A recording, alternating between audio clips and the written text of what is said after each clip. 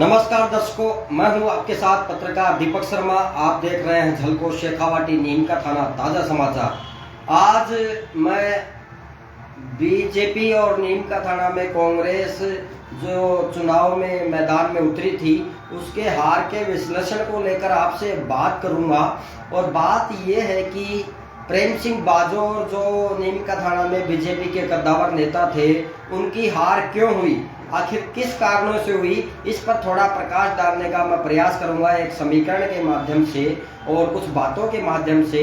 बाकी इसको अन्यथा ना ले और चैनल को फॉलो करें। अभी पेज को फॉलो नहीं किया तो इस फेसबुक पेज को फॉलो करें और लाइक करें और जुड़े रहें हमारे साथ। चैनल को भी सब्सक्राइब करें।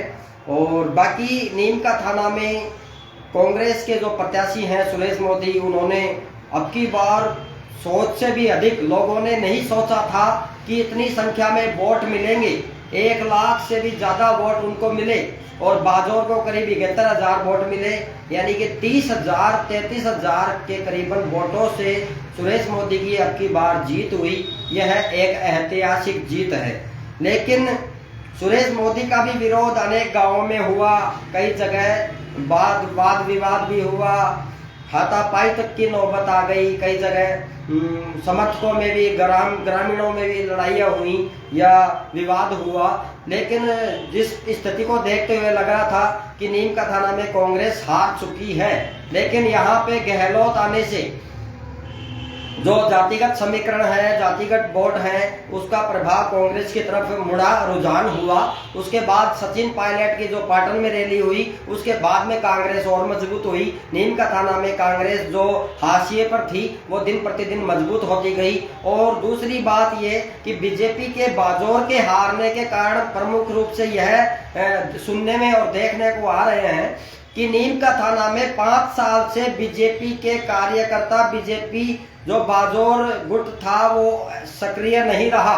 किसी भी समस्याओं को, नीम का थाना की जनता की समस्याओं को उठाने में नाकाम साबित रहे। करीब ना तो नगर पालिका में इन्होंने कभी विपक्ष की भूमिका ठीक तरह से निभा पाए, ना ही विधानसभा क्षेत्र में बीजेपी की तरफ से एक स्पष्ट भूमिका नजर नहीं आई। उसी का कारण हुआ ये हार का कारण। दूसरा कारण ये बाजोर जो है, प्रेम सिंह बाजोर, वो इस विधानसभा में 5 सालों में लोगों के हालचाल पूछने तक नहीं आए। कभी बीच में आए, उसकी बात अलग है, लेकिन सक्रिय रूप से 5 साल सक्रिय नहीं रहना, लोगों के बीच में नहीं रहना और कहीं ना कहीं जो कोरोना काल है उसमें भी एक्टिव नहीं रहना, ये कहीं ना कहीं बाजोर की हार के कारण बने।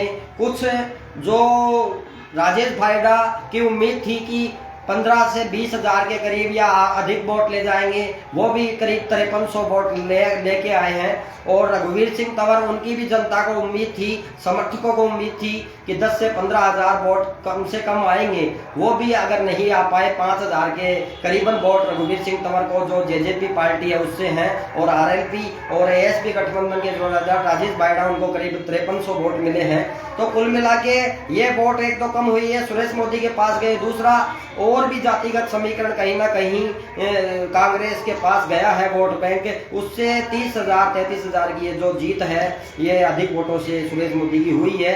लेकिन सुरेश मोदी का भी विरोध और लोगों के प्रति जो व्यवहार था वो दुर्व्यवहार की श्रेणी में कई लोगों ने रखा और उसी के परिणाम कई लोग नाराज थे। लेकिन कांग्रेस के जो विकास कार्य थे उनको कई लोगों ने वोट दिए हैं।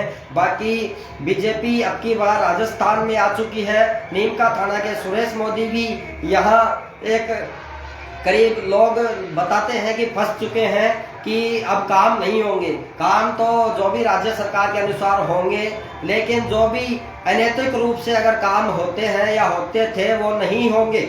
नीम का थाना में विधायक को 5 करोड़ का फंड मिलता है, उसको और भी कार्य और जो योजनाओं में पैसे आएंगे वो लगेंगे और होता रहेगा जो भी है काम। नहीं होगा तो इनके व्यवहार से नहीं होगा, होगा तो इनके व्यवहार से नहीं होगा। ये किस प्रकार से सामंजस्य बीजेपी सरकार में बना के रखते हैं कांग्रेस विधायक। और बाकी इनको दुख भी है कि हमारी सरकार नहीं आई, कांग्रेस सरकार राजस्थान में नहीं आई, लेकिन इन विधायकों को दुख है।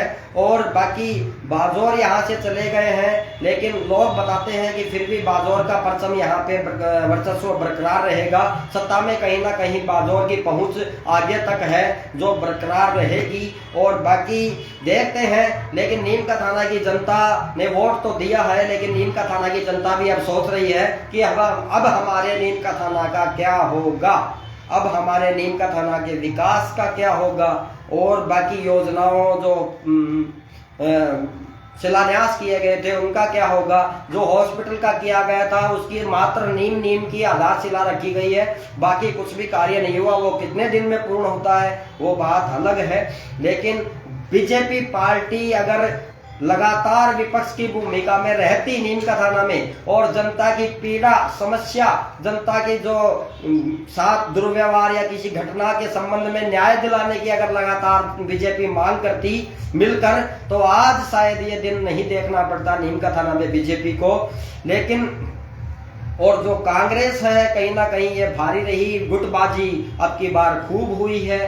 गुटबाजी का क्या बताएं, जिस प्रकार से कांग्रेस छोड़ के कुछ लोग बीजेपी में आए हैं और बीजेपी छोड़ के कांग्रेस में गए हैं, और ये अदला बदली का खेल अभी भी चल सकता है कि जिधर स्वार्थ या जिधर फायदा उधर पार्टी सदस्यता ग्रहण कर सकते हैं। नीम का थाना में भी कुछ लोग, और बाकी देखना होगा कि नीम का थाना का भविष्य किस ओर जाता है।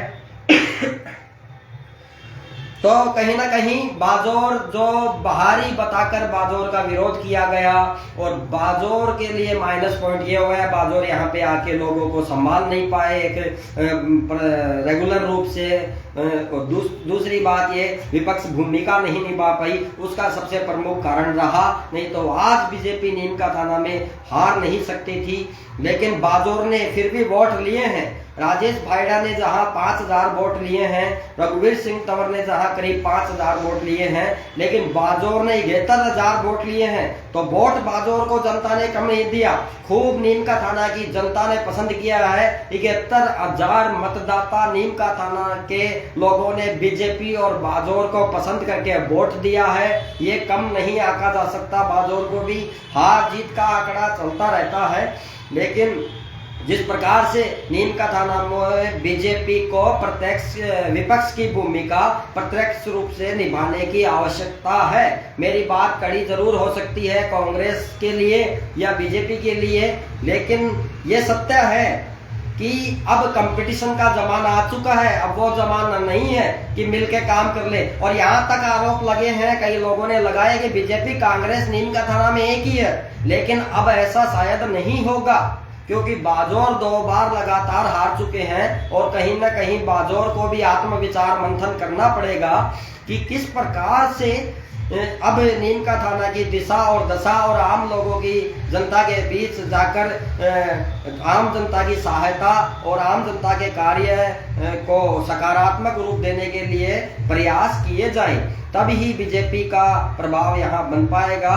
और बाकी उम्मीद नहीं थी कि नीम का थाना में बीजेपी हारेगी, लेकिन ऐसा किसी ने नहीं सोचा था कि इतने वोटों से जीत होगी। आंकड़े जो आ रहे थे वो बीजेपी के पक्ष में आ रहे थे, गुजर मतदाता या सैनी वोटर ने वोट दिया, लेकिन आंकड़े कहीं ना कहीं चेंज हो गए। मतदाताओं का रुझान कांग्रेस की तरफ था, कांग्रेस को वोट मिले। अब नीम का थाना की जनता ये और या तय करेगी कि नीम का थाना का विकास होगा या नहीं होगा। लेकिन जो पहले विकास हुआ उसमें भी कहीं ना कहीं खामियां हैं। आज रोडों पर भी खड्डे पड़ चुके हैं। जो ये रोड बनाई गई है, 2 महीने हुए हैं इस रोड को, इस रोड पर भी खड्डे बन गए। विकास की आड़ में कहीं ना कहीं धांधली भी हो सकती है, ये जनता को भी समझना पड़ेगा। और बाकी हम चाहते हैं कि नीम का थाना की जनता, हमारे नीम का थाना की जनता का विकास हो। और दूसरी बात, सुरेश मोदी को मैं ये कहना चाहूंगा, जनप्रतिनिधि आप बन चुके हो। जनप्रतिनिधि का तात्पर्य होता है कि जनता का प्रतिनिधि, तो जनता का प्रतिनिधि उसी प्रकार से बने रहें, क्योंकि जनता के बीच में जाकर गांव-गांव ढाणी-ढाणी आपने वोट मांगे हैं, हाथ जोड़-जोड़ कर वोट मांगे हैं, तो उसी वोट का मर्यादा रख के जनता के आप हर कार्य करने में बिना भेदभाव के प्रयास करें। और जनता जिस प्रकार से जनता से वोट मांगे हैं उसी प्रकार 5 साल जनता की आप सेवा करें जनप्रतिनिधि के रूप में। बाकी विपक्ष की भूमिका भी बीजेपी यहाँ लगातार निभाए, जिससे जनता का मनोबल बढ़े, जनता के कार्य में सुधार हो, हॉस्पिटल की व्यवस्थाओं को भी दुरुस्त किया जाए। बाकी हम पत्रकार हैं, सच्चाई बोलना हमारा कर्तव्य है। पत्रकारिता यह नहीं होती कि न्यूज स्टाइल से, आज तक इंडिया टीवी के स्टाइल से हम बोलते रहें, लेकिन सच्चाई बोलना भी एक पत्रकारिता है, बोलनी चाहिए। और ना बीजेपी ना कांग्रेस किसी का पक्ष नहीं लेंगे, जो सच्चाई है वो कहेंगे। और सुरेश मोदी का जो अभिमान बताया जा रहा था, उसको भी सुरेश मोदी को छोड़ना पड़ेगा। और राजस्थान में अब नया चेहरा घोषित होने को है, पर मैं आपको यह बात दावे के साथ कह सकता हूं कि वसुंधरा राजे को मुख्यमंत्री नहीं बनाया जाएगा। उसके भी अनेक कारण हैं क्योंकि पिछली बार 2018 में वसुंधरा राजे के फेस पर, चेहरे पर चुनाव लड़ाया गया था, जिसमें बुरी हार एक करारी शिकस्त हुई थी बीजेपी की। अब की बार वसुंधरा के चेहरे पर चुनाव नहीं था, तीनों राज्य में मोदी के चेहरे पर चुनाव था। और राजस्थान में बीजेपी आने का सर्वाधिक यह कारण है कि पूरे राजस्थान, छत्तीसगढ़ और मध्य प्रदेश के लोगों ने मोदी और योगी की रैलियों को, रोड शो को काफी नजदीक से देखा और काफी प्रभावित हुए हैं। और योगी और मोदी की रोड शो और रैलियों ने ये कमाल किया है राजस्थान में सत्ता लाने का, उन्हें नजदीक से देखने का, उन्हें दिल में उतारने का, ये लोगों की पसंद बनी। उसी कारण से आज राजस्थान में, और राजस्थान में जो रिवाज था वो कायम रहा कि एक बार बीजेपी एक बार कांग्रेस। लेकिन अब की बार क्या होता है देखते हैं। बाकी नरेंद्र मोदी ने चुनावी रैलियों में कहा था कि अब की बार राजस्थान में, अब इसके बाद राजस्थान में कांग्रेस देखने को नहीं मिलेगी। तो मोदी ऐसा क्या करेंगे जिससे राजस्थान का विकास या सुधार होगा, या कुछ करेंगे जिससे राजस्थान की जनता बीजेपी को वापस पसंद करे, ये आने वाला वक्त बताएगा। आने वाला वक्त बताएगा कांग्रेस की सरकार दोबारा आने वाले 5 साल बाद बनेगी या नहीं बनेगी, अब बनेगी या नहीं बनेगी। तो नीम का थाना में कहीं ना कहीं बीजेपी और कांग्रेस को अपना अपना कार्य करना पड़ेगा, विपक्ष की भूमिका निभानी पड़ेगी। किसी गरीब, किसी दुखी या किसी गांव में पीड़ित की सहायता मिलकर उठानी पड़ेगी, उसके लिए लड़ाई लड़नी पड़ेगी। बीजेपी वालों को भी लड़नी पड़ेगी। बीजेपी को विपक्ष की भूमिका ये होता है कि किसी गरीब की, पीड़ित की, दुखी की लड़ाई वो यहाँ आकर लड़े, और लगातार जब तक उसको न्याय नहीं मिल जाता उस दुखी पीड़ित को, तब तक वो मांग उठाए। नीम का थाना में जो गुटबाजी चली है उसको बंद होना चाहिए। लोगों के आरोप हैं, और कांग्रेस, ये आरएलपी के मनीष चौधरी ने भी आरोप लगाए थे कि नीम का थाना में बीजेपी कांग्रेस मिलकर व्यापार करती है। लेकिन अब ऐसा दिखाई नहीं देगा शायद, क्योंकि अब बहुत परिवर्तन हो चुका है और बाजौर भी मंथन कर रहे हैं। बाकी बाजौर, प्रेम सिंह बाजौर हैं, उनको काफी वोट मिले हैं, 71,000 वोट कम नहीं मिले, जनता ने वोट दिया है। लेकिन ये कहीं ना कहीं आंकड़ा किसी जाति समीकरण को लेकर या बीजेपी के प्रति नकारात्मक भाव को लेकर 30,000 का जो आंकड़ा कांग्रेस के पक्ष में गया है ज्यादा, तो वो इसी कारण से गया होगा। और बाकी नीम का थाना की जनता को भी जागरूक होना पड़ेगा, और जागरूक मतदाता जो जिस रास्ते को जानता है वो उसका उपयोग करता है, तो उससे फायदा मिलता है। और बाकी नीम का थाना में हम चाहते हैं कि विकास हो।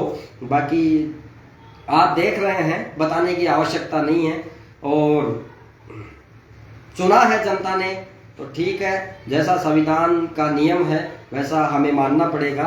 और बाकी विपक्ष की भूमिका में बीजेपी को आना चाहिए, मेरा तो यही कहना है जनता की तरफ से। और कांग्रेस को अब सुधार करना पड़ेगा। नीम का थाना के विधायक सुरेश मोदी को लगातार अपनी आदतों में, अपने व्यवहार में सुधार करना पड़ेगा, और जनता की हर मांग सुननी पड़ेगी, दुखी पीड़ित के काम आना पड़ेगा। पिछले 5 साल जो सुरेश मोदी यहाँ विधायक थे, तब उन्होंने किसी की मांग को ज्यादा तवज्जो नहीं दी, किसी की जब लोगों में नाराजगी थी, और उसी का परिणाम कई गांवों में कई सोशल मीडिया के वीडियो के माध्यम से देखने को मिला। बाकी इतना ही कहना चाहूंगा कि नीम का थाना की जनता जो भी निर्णय की है वो